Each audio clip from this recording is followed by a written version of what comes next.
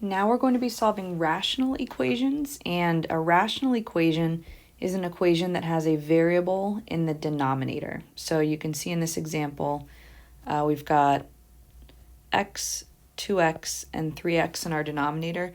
So the only new thing compared to our previous example, like numbers 3 and 4, we had fractions obviously in those and we cleared fractions.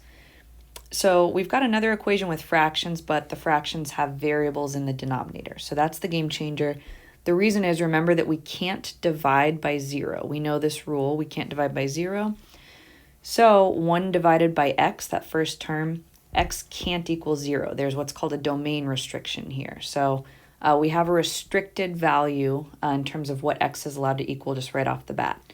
So we're going to solve these rational equations pretty similarly to how we solved our clearing fractions equations. So we'll find the least common denominator, the LCD, but we do need to consider what are called these restricted values. And there are a few ways you can think of these restricted values, but the way I think of it is which values would create the least common denominator equaling 0. That's kind of my shortcut way, so I'll show you what I mean in just a minute. After that, just like when we're clearing fractions, we multiply both sides of the equation by the least common denominator to clear out the fractions. So we'll multiply every single term by the LCD. And then step 4, we'll solve the equation that we're left with. And then whatever our solutions are, we just need to make sure we check those against those restricted values. So that's an important new thing that we're doing. Just check those answers and make sure that one of our solutions is not one of our restrictive values, because if it is, we got to get rid of it. All right, so looking at this example, 1 over x plus 1 over 2x plus 1 over 3x equals 5. If I calculate the LCD, the least common denominator, looking at the 2 and the 3, that gives me 6 as one factor of my least common denominator. And also I've got the factor x in all three denominators. So my overall least common denominator would be 6x. All right, so I find my LCD. Step 2, I want to find my restricted value. So for the restricted value, I can think, when would my LCD of 6x equal 0? And if I solve this equation, that gives me x equals 0. So if x equals 0, then my denominator, 1 or all 3 in this case, would equal 0. So x is not allowed to equal 0. So that's not the solution to this equation. That's actually the one value that cannot possibly be the solution to this equation. So that's a restrictive value. If we end up solving this and getting x equals 0 at the end, we have to get rid of it and say, well, that's a restrictive value. And then in that case, we would have no solution. All right, and notice that I set the LCD equal to 0 to find that. I also could individually say, all right, I have a denominator of x, set that equal to 0, set 2x equal to 0, and set 3x equal to 0, and solve all of those individually. But in this case, all three of those get me the same exact x equals 0. So if I set the least common denominator equal to 0, that's kind of a shortcut to finding your restrictive values all at once. Okay, so we found our LCD, we found our restrictive value. Now I'm going to multiply all the terms across the sides, both sides of the equation by the least common denominator. So that's what we're doing down here. So we multiply the left side and the right side by 6x, which means each term individually gets multiplied by the LCD of 6x. And then here, if you want, some students like to put denominators when you're multiplying by another fraction. So for the first term, the x's, x on top, x on bottom, those cancel out. But the 6 and the 1 are still left behind, so 6 times 1 equals 6. And then for my second set here, 6 divided by 2 leaves me 3. X divided by x cancels out to 1, so I'm not going to write the 1, because multiplying by 1 doesn't change my result. 3 times 1 gives me a 3. And then over here, 6 divided by 3 gives me 2. X divided by x cancels out. 2 times 1 is 2. Carry down the equal sign. And then over here on the right, we're not canceling anything because there's no denominator to cancel with. So 6x times 5 is 30x. So that's how we get to this equation. Add on the left, 11 equals 30x. Divide both sides by 30, the coefficient of x. And we get our solution, x equals 11 over 30. And for that final check step, remember that our restricted value is, we know that x can't equal 0. 11 over 30 isn't a 0, so that solution checks out. All right, so let's take a look at these next few examples. First, I'll find the LCD, the least common denominator. So in number 8, we have denominators 3x, 4, 6x, and 3. So just considering my numerical coefficients there in the denominators, let's see, a 12 would be the LCD between 3, 4, 6, and 3. So 12 is definitely going to be a factor in my least common denominator. And we have those x's in the denominator, so we need to make sure that x is part of my least common denominator as well. All right, so I'm going to multiply the left side and the right side by 12x, which means that I have 12x times 2 over 3x plus 12x times 1 over 4 equals 12x times 11 over 6x minus 12x times 1 over 3. Okay. And sorry, before I get too deep into this, I just want to point out that my restrictive value will be x equals 0 again. If 12x equals 0,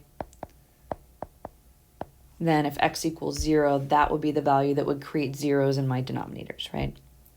Okay, so I've multiplied all of my terms by my least common denominator. Now I'm going to start clearing out my fractions. So 12 divided by 3 is 4. X divided by x cancels to 1. 4 times 2 is 8. 12 divided by 4 is 3. So I've got 3 times the x times the 1, so that's 3x. Carry down my equal sign. 12 divided by 6 is 2. X divided by x cancels. 2 times 11 is 22. Minus 12 divided by 3 is 4. The x stays behind, so 4 times x times 1 is minus 4x. All right, and then we'll solve. So I'm going to move that 3x over to the right-hand side, so that's negative 7x. And I'll go ahead and subtract 22 from both sides. So 8 minus 22 gives me negative 14. Divide both sides by negative 7. So I solve and get x equals 2. And my only check is just make sure that we don't have a restrictive value. These guys don't match up. 2 is not a 0, so 2 is my solution. All right, for number 9, my LCD, I only have a denominator of x minus 1 that's repeated. So my least common denominator is x minus 1. So when I find my restricted value, I'm going to say, what value of x would make x minus 1, my denominator, equal to 0? And if I solve this,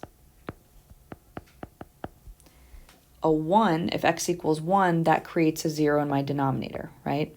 So my restrictive value is x cannot equal 1. 1 is my restrictive value.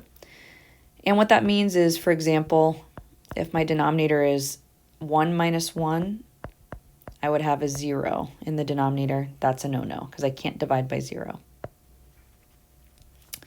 Okay, so that's my restrictive value. We'll keep an eye on that. Now we'll go ahead and clear, oops, sorry, that was crazy. We'll go ahead and clear fractions by multiplying by the LCD. So I'm going to multiply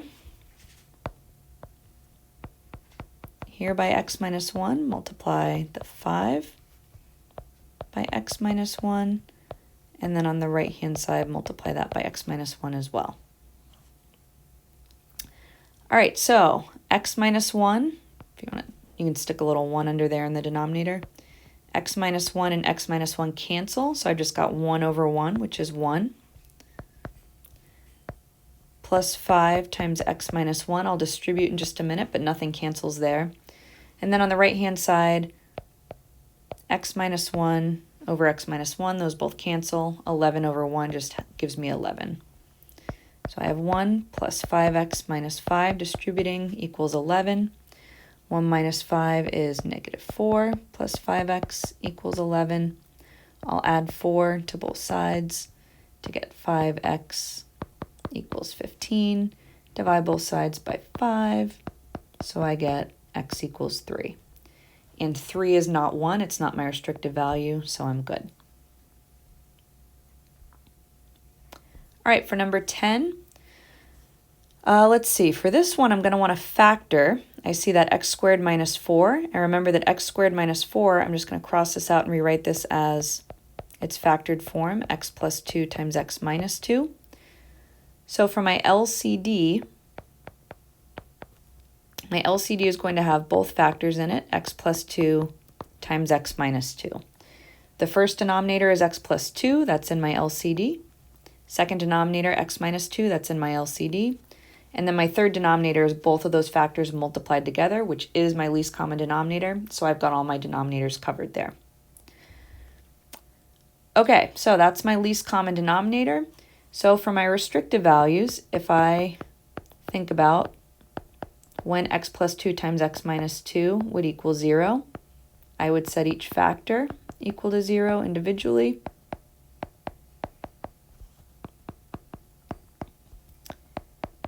And I would get values of negative 2 and positive 2. So these are the two restricted values that I cannot have as my final solution. So that's why we have those not equal to signs there.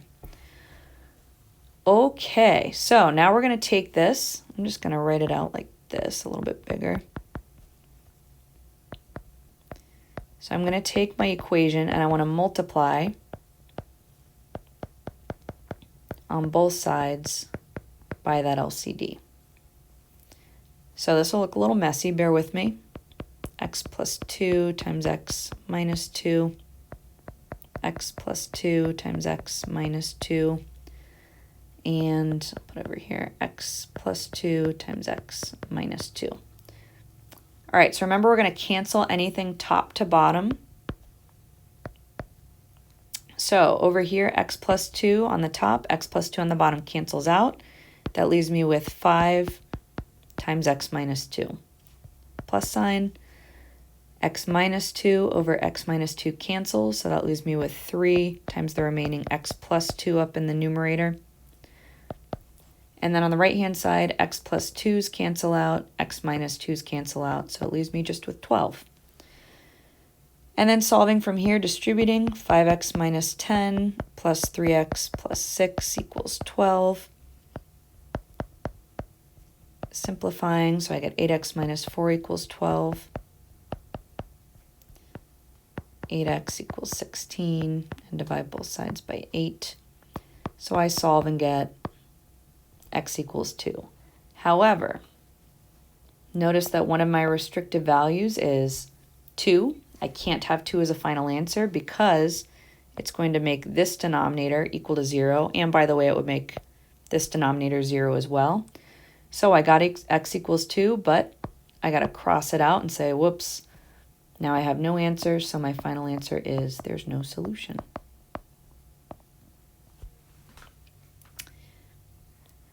All right, and for my last example, this says Young's rule is a formula that approximates the dosage of a drug prescribed for children between the ages 2 through 13. So we're given this formula C equals dA over A plus 12, where A is the child's age, D is an adult dosage, and C is the proper child's dosage. When the adult dosage, so that's D, is 500 milligrams, so I'm going to just kind of start filling this in as I go. So D will be 500 milligrams. A child is given 150 milligrams, so that's C, the children's dosage, so 150. And then it says what is the age of the child, so that's A that we're solving for. So 150 equals 500A over A plus 12, and we're trying to solve for A. So we end up setting up this rational equation.